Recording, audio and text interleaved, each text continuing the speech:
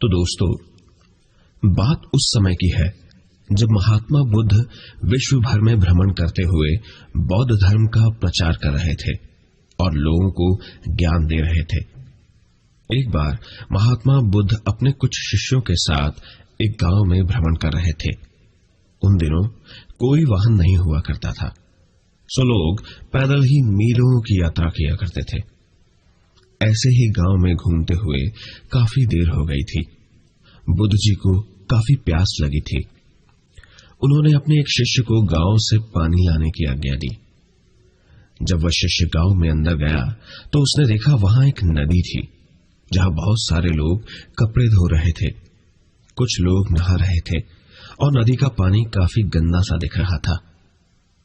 शिष्य को लगा कि गुरुजी के लिए ऐसा गंदा पानी ले जाना ठीक नहीं होगा। ये सोचकर वह वापस आ गया।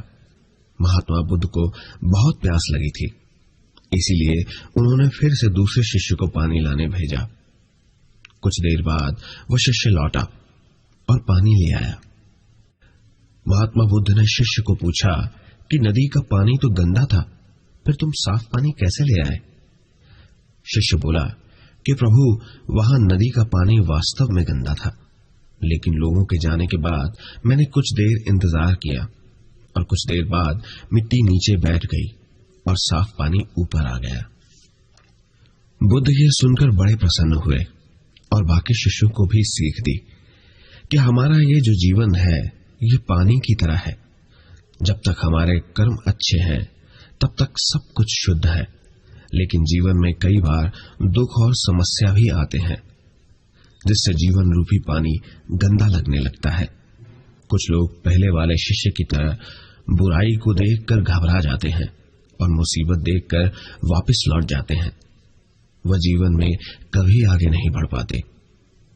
वहीं दूसरी ओर कुछ लोग जो धैर्यशील होते हैं वो व्याकुल नहीं होते और कुछ समय बाद गंदगी रूपी समस्याएं और दुख खुद ही खत्म हो जाते हैं। तो दोस्तों, इस कहानी की सीख यही है कि समस्या और बुराई केवल कुछ समय के लिए जीवन रूपी पानी को गंदा कर सकती हैं, लेकिन अगर आप धैर्य से काम लेंगे तो बुराई खुद ही कुछ समय बाद आपका साथ छोड़ देगी।